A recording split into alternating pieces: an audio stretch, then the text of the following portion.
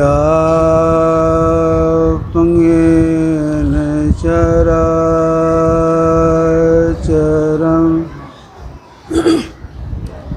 तत्पदं दर्शितं तस्मै श्रीगुरुवे नमः। नमो नमो सद्गुरु नमो जासमको नवान परम पुरुष होते अधिक गावे संत सुजान धन्य धन्य सतगुरु सुखदा महिमा कही न जाए जो कछु कहो तुम्हारी कृपा मोते कछु न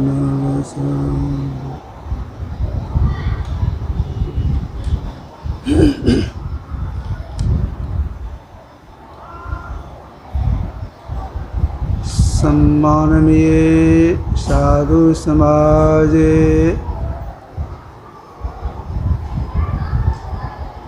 संत मत महासभा के सभी सदस्यगण, वरिष्ठगण, धर्म प्रेमी सज्जनों, माताओं एवं बहनों, 108 उपनिषदों में एक है महोपनिषद। उसमें एक मंत्र आया है, विद्यते हृदय ग्रंथि छिद्यन्ति सर्व संशया क्षीयन्ति चास्कर्मान् तस्मिन् दृष्टि पराभरी। जो अंत साधना करती हैं, अंत साधना करते करते जब सारे संशयों का नाश हो जाता है, परमात्मा का साक्षात्कार हो जाता है, वे होती हैं संत। संत में कोई संशय नहीं, वो कोई संशय नहीं। हम लोग रोज सिद्धांत में पाठ करते हैं, शांति स्थिरता व निश्चलता को कहते हैं। शांति को जो प्राप्त कर लेते हैं वे संत कहलाते हैं। शांति स्वरूप सर्वेश्वर जानो, शांति स्वरूप सर्वेश्वर जानो। शांति स्वरूप सर्वेश्वर हैं, इनका जो साक्षात्कार कर लेते हैं वे होते हैं संत।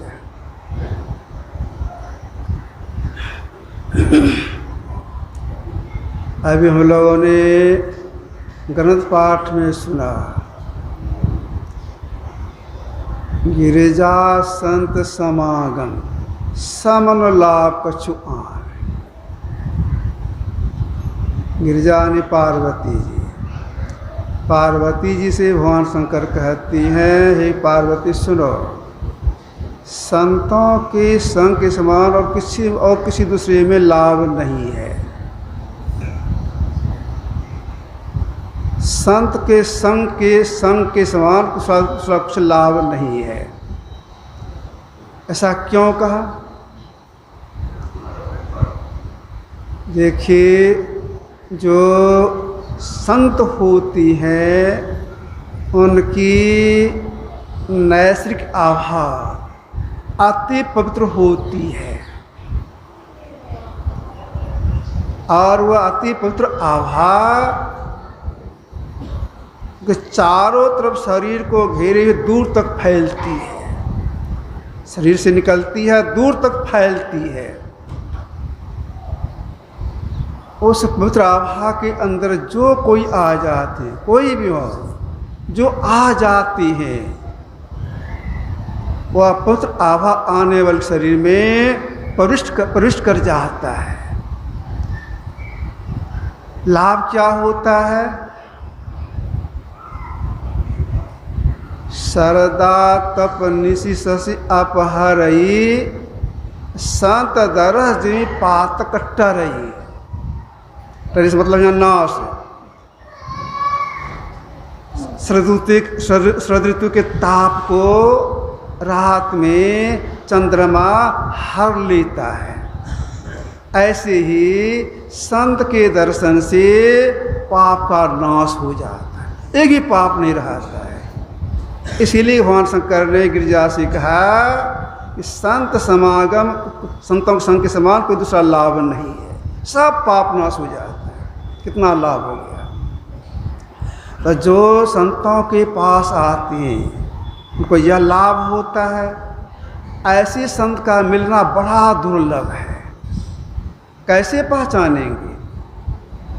जो कोई कहे साधु को चीन्हा तुलसी हाथ कान पर देना, कैसे पहचानेंगे उच्च कोटि के संत हैं? कुछ दिन का संग करेंगे तो कुछ कुछ पहचान में आएगी, हाँ सही उच्च कोटि के महापुरुष हैं। कुछ दिन संग करने के बाद तो कुछ कुछ समझ बात आएगी।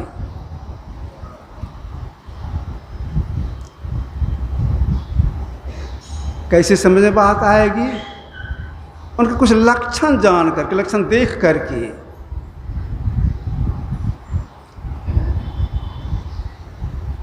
कुरुक्षेत्र के मैदान में अर्जुन ने यही बात भगवान कृष्ण से पूछा था। संत किस प्रकार बोलती हैं, किस प्रकार चलते हैं, किस प्रकार बैठते हैं, उनके क्या लक्षण है? भगवान कृष्ण ने बोलने बैठने कुछ नहीं कहा, लेकिन उनके ये लक्षण बतलाए। क्या लक्षण बतलाए? वह कामना का त्यागी, कोई कामना नहीं, एक कामना का त्यागी, आत्मा द्वारा आत्म संतुष्ट रहने वाला, दुख सुख से दुख नहीं हो, दुख से दुखी सुखी न होने वाला, मनोविकार से रहित और स्थिर बुद्धि वाला होता है। जैसे कछुआ अपने अंगों को अपने खोखले में समेट लेता है, वैसे ही वे अपनी चेतन धारों को समेट लेता है। चेतन धारों के अंदर जो चेतन धार है उसका केंद्र, उसके अंदर समेट लेता है। ऐसे कुछ संत कहते हैं स्थिर बुद्धि वाला। कैसे जान के स्थिर बुद्धि वाले हैं, कैसे उच्च कोटि के संत हैं? गुरु महाराज साधना किए तो कुछ थर्मामीटर बताए, अपनी वाणी में थर्मामीटर बताए कि यह थर्मामीटर लगा के देखो। मुक्ति मार्ग जानते साधन करते नित्य, साधन करते नित्य सत्य जग में रहते, दिन दिन अधिक विराग प्रेम सत्संग सो करती, दृढ़ ज्ञान समझा बोध कुबुद्धि को हरती, संशय दूर बहा संत स्थिर करती, मैं ही ये गुण धर जोई गुरु सोई सचित, मुक्ति मार्ग जानते साधना करते नित्य। जो मुक्ति मार्ग जानते हैं, साधना भी करते हैं और गहन विषय को अच्छी तरह समझा भी देते हैं, अच्छे आचरण में रहते हैं और सदा अपने वृत्त भाव में रहते हैं, कोई आसक्ति नहीं, वृत्त भाव में रहते हैं, तब समझ जाइए सही में उच्च कोटि के महापुरुष हैं। कोई आसक्ति उनके अंदर नहीं रहती है। एक बात मैं सुनाता हूँ अपना।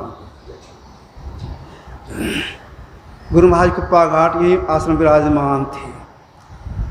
उस समय व्यवस्थापक थे रामसुंदर बाबू। रात्रि का सत्संग गुरुदेव के बरामदे पर ही हुआ, तो होता ही था वहीं पर। संत सरस्वती गुरु विनती संतवाणी का पाठ, इसके बाद आरती। तो आरती के बाद व्यवस्थापक महोदय बोली गुरुदेव से, हजूर एक समाचार सुनाता हूँ। कहिए। उन्होंने कहा, भागलपुर के एक मरवाड़ी सज्जन, अमरजान हाट के एक अपने सत्संगी, उनका नाम नहीं बोलूँगा, उनका नाम लिए मकान को लेकर झगड़ा हो गया है। ये मरवाड़ी सज्जन, उनका मकान जो सत्संगी वे दखल कर लिए हैं, छोड़ते नहीं हैं। वे मरवाड़ी सज्जन है, बच्चे के साथ रखिए, 4-5 आदमी के संग में यहाँ आश्रम आएंगे।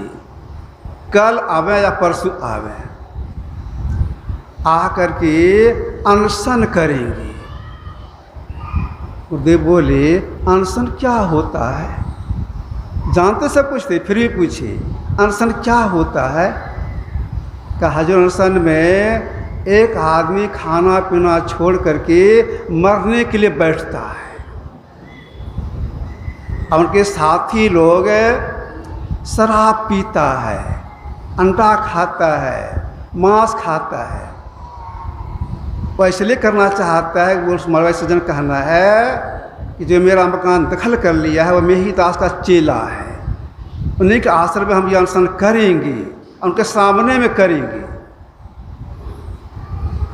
गुरुदेव सुन लिए, अब कुछ नहीं बोले, चुपचाप अपने कमरे में चले गए।